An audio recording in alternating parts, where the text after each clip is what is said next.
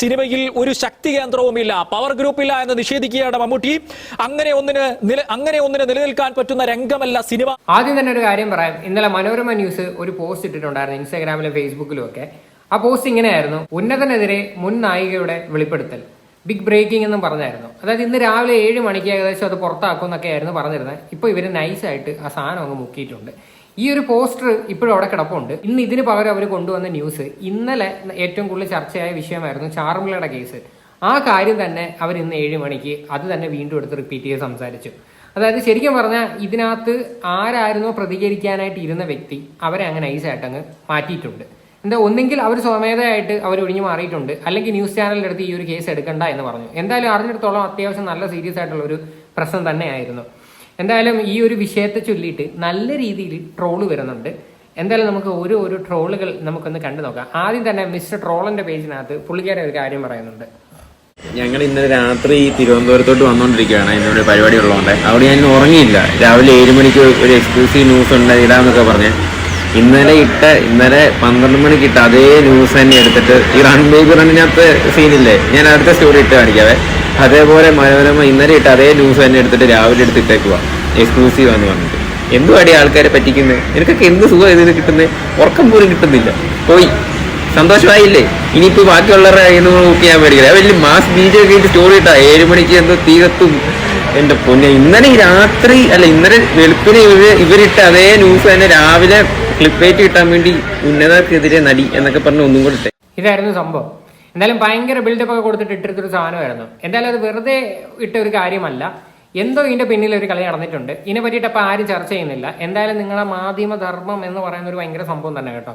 നിങ്ങൾ എന്ത് ന്യൂസ് ഉണ്ടെങ്കിലും മുൻനിരയിൽ നിന്നിട്ട് കൊണ്ടുവരുന്നതല്ലേ, പല കാര്യങ്ങളും കുത്തിപ്പൊക്കിയിട്ട്. എന്തുകൊണ്ട് ഇങ്ങനെയൊക്കെയുള്ള കാര്യങ്ങൾ നിങ്ങൾ വിട്ടുപോകുന്നു? അല്ലെങ്കിൽ അതിനെപ്പറ്റി ഒരു എക്സ്പ്ലനേഷൻ പോലും നിങ്ങൾ കൊടുക്കുന്നില്ലല്ലോ.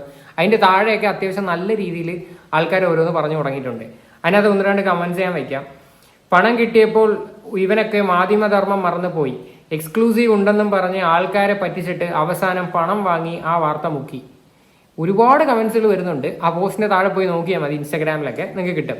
എന്തായാലും ഇവര് ഇന്ന് 7 മണിക്ക് അതിന് പകരം കാണിച്ചൊരു വാർത്ത എന്താണെന്ന് അറിയണ്ടേ? ഇന്നലെ നമ്മളെല്ലാവരും ചർച്ച ചെയ്ത ഈ ഒരു സംഭവം തന്നെ, സംവിധായകൻ ഹരിഹരനെതിരെ നടി ചാർമിള.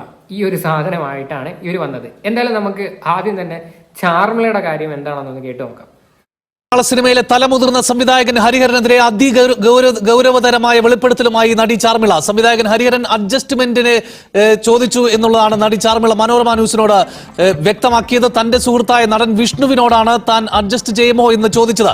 ഹരിഹരൻ പരിണയം എന്ന സിനിമ എടുക്കാൻ പോകുന്നുവെന്നും വന്ന് പരിചയപ്പെടണമെന്നും പറഞ്ഞു. അഡ്ജസ്റ്റ്മെന്റിന് തയ്യാറാകില്ല എന്ന് പറഞ്ഞപ്പോൾ തനിക്കും വിഷ്ണുവിനും ആ സിനിമ നഷ്ടപ്പെട്ടുവെന്നും ചാർമിള പറയുന്നു. അവരുടെ അപ്പൊ ചാർമിള പറഞ്ഞത് സംവിധായകനെ പറ്റിയിട്ടാണ് പറഞ്ഞത്. സംവിധായകൻ ഹരിഹരനെ പറ്റിയിട്ടാണ് പറഞ്ഞത്. ഹരിഹരൻ എന്തായാലും വേറൊന്നും ഇനി ഒന്നും മിണ്ടാൻ പോകുന്നില്ല, എനിക്ക് തോന്നുന്നില്ല. എന്തായാലും ഇപ്പൊ അതാണല്ലോ ഇപ്പൊ എൻ്റെ ഒരു ട്രെൻഡ്. എല്ലാം കഴിഞ്ഞിട്ട് വന്ന് എന്തെങ്കിലുമൊക്കെ സംസാരിക്കും. ഓരോ ആൾക്കാർ ഇങ്ങനെ വന്ന് ഡേ ബൈ ഡേ പറഞ്ഞുകൊണ്ടിരിക്കുകയാണ്. ഇതിനൊരു അന്ത്യമില്ല. ആൾക്കാരത് കേട്ടും കണ്ടും സത്യം പറഞ്ഞ മടുത്ത് ഈ ഒരു ടോപ്പിക്ക് സത്യം പറഞ്ഞ ചർച്ച ചെയ്യാൻ പോലും താല്പര്യമില്ലാത്ത രീതിയിലോട്ട് വെറുപ്പിച്ചത് ഈ പറയുന്ന ന്യൂസ് ചാനലെല്ലാമാണ്. എന്തായാലും ചാർമിള കേസ് കൊടുക്കുന്നുണ്ടോ എന്ന് എനിക്കറിയത്തില്ല. എന്തായാലും കേസ് കൊടുക്കുന്നെങ്കിൽ വളരെ നല്ല കാര്യമായിരുന്നേനെ.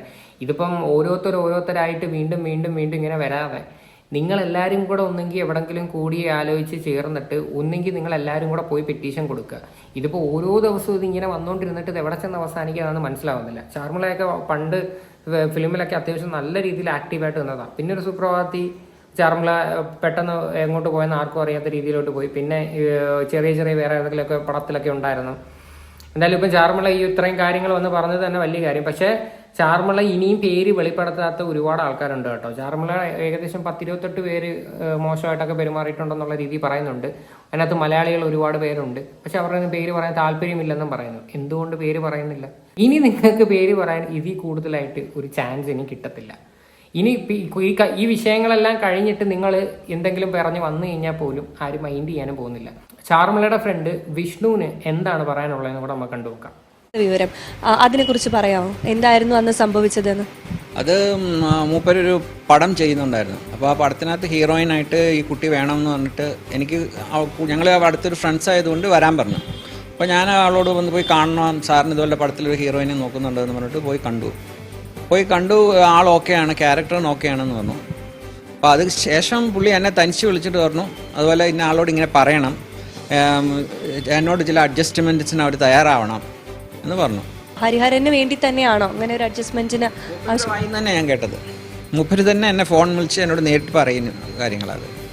ഫോണിലും പറഞ്ഞു, അത് നേരിട്ട് വിളിപ്പിച്ചും പറഞ്ഞു. പക്ഷേ എനിക്ക് എന്നോട് യൂസ് ചെയ്ത ആ വാക്ക് വന്നിട്ട് കൊടുക്കുമോ എന്നുള്ള രീതിയിലാണ് ചോദിച്ചത്. എനിക്കതിൻ്റെ അർത്ഥം ഇപ്പോഴും പിടികിട്ടിയിട്ടില്ല. പിന്നെ അഡ്ജസ്റ്റ്മെൻ്റ് എന്നുള്ളൊരു പദം വന്നതുകൊണ്ട് ഇപ്പം നമുക്കത് മനസ്സിലാവുന്നു. അതാണ് പുള്ളി മെൻഷൻ ചെയ്തത്.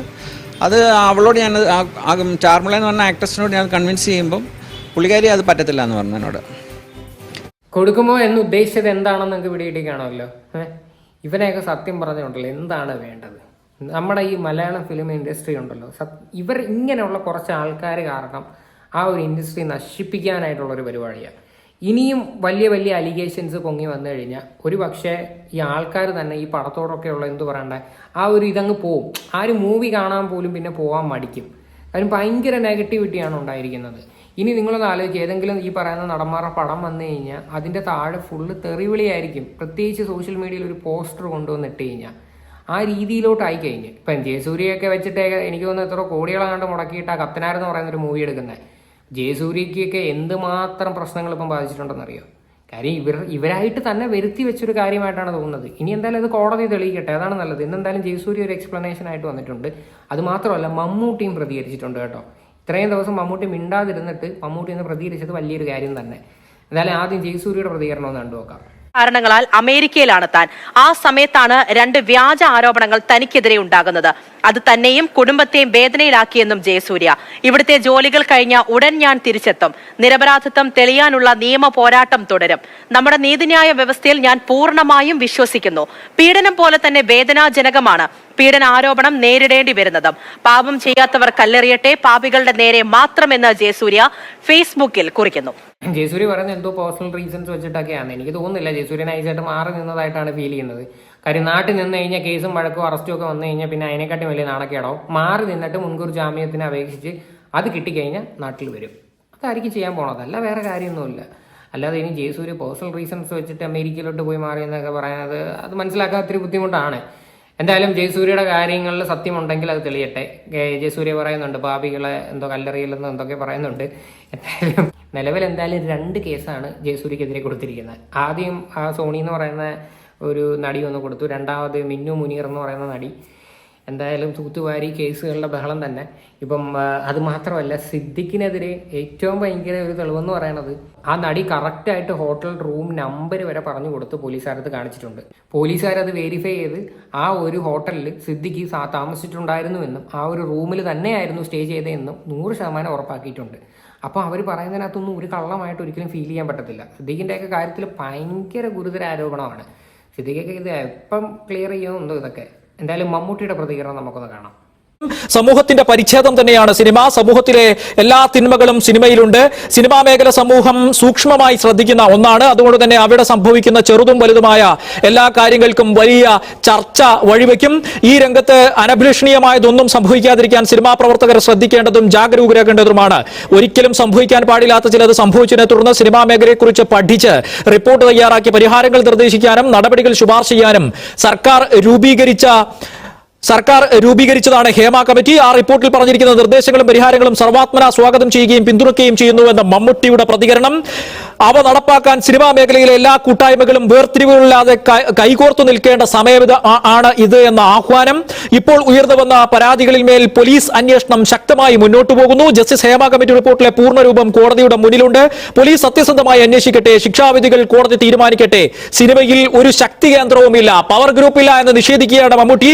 അങ്ങനെ ഒന്നിന് നിലനിൽക്കാൻ പറ്റുന്ന രംഗമല്ല സിനിമ എന്ന് മമ്മൂട്ടി അഭിപ്രായപ്പെടുന്നു. ജസ്റ്റിസ് ഹേമ കമ്മിറ്റി റിപ്പോർട്ടിലെ പ്രായോഗികമായ ശുപാർശകൾ നടപ്പാക്കണമെന്നും അതിന് നിയമ തടസ്സങ്ങളുണ്ടെങ്കിൽ ആവശ്യമായ നിയമനിർമ്മാണം നടത്തണമെന്നും അഭ്യർത്ഥിക്കുന്നു.